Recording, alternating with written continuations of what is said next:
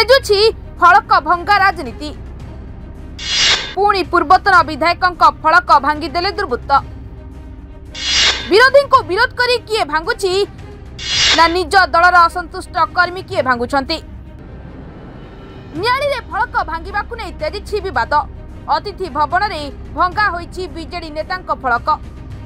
किए ओ काहेकि भांगिछि जना पड़ू नाही। एने स्थानीय प्रशासन को दायी कला बीजेडी। न्याली ब्लॉक माधव पंचायत और रतनपुर पंचायत रे थिबा सदा बाबाजी तोटारे पर्यटकों पई एक अतिथि भवन निर्माण कर जायतिला।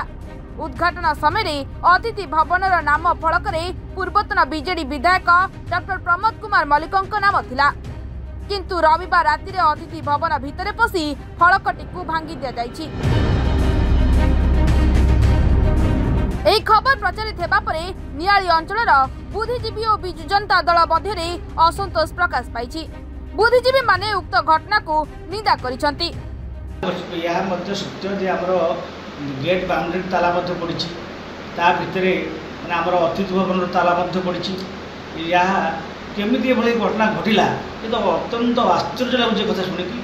एवं मालिक जे हमर अंचल तहसीलदार ये ताको अधीन मध्ये अछि जे माने रक्षक आज भक्षक साजिछि जे सेठी जो भाव में युवत मैंने कर आम ए कथा को आम ब्लॉक प्रशासन वीडियो को जनइबू। आमर दाबी जे जदि यही भाव में फलक राजनीति चले ये बिजु जनता दल ये तार स्थान हो बसनी।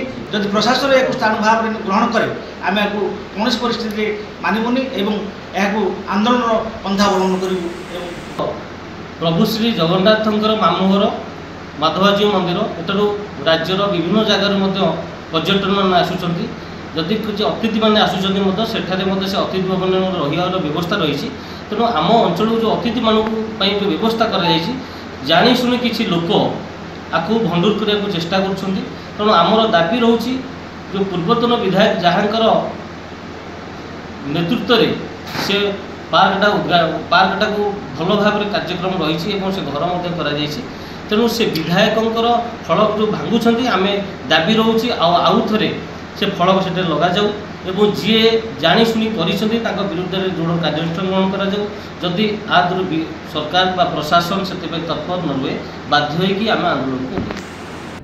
अतिथि भवनटी नियाली तहसीलदार अधीन रही। यार रक्षणाबेक्षण तहसीलदार दायित्व।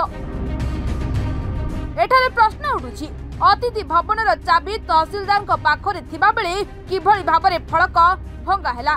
एने तहसीलदार प्रतिक्रिया मिली पारि नथिबा बेले ए घटनार सत्य सामना को न आसिले बीजेडी आंदोलन को ओह्लाइबो बोली चेतावनी दैछि।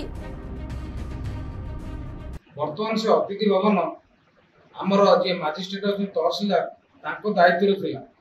ताको दायित्व थिला से जहा को कार्य करिया पई से बुझा मना करूथिले सेही व्यक्ति ही सेटा भांगी चंदी। नहले गेट ताला पड़िछि पाखरे जो फलक लगी ताकू न भंगा अतिथि भवन भीतर फलकटा को भांगा जानी शुणी काम होती अमानुषिक काम। आगामी दिन में दृढ़ जवाब दब एवं फलक भंगा राजनीति जो आरंभ होती तार प्रतिफलन नियाली देखा मिले। अन्यपटे नियालीर पूर्वतन विधायक उपरे असंतुष्ट होई निज दलर किछि कर्मी भांगी थिबा नै चर्चा हेउछि। नियाली रश्मिता बेस का रिपोर्ट, सरकार न्यूज।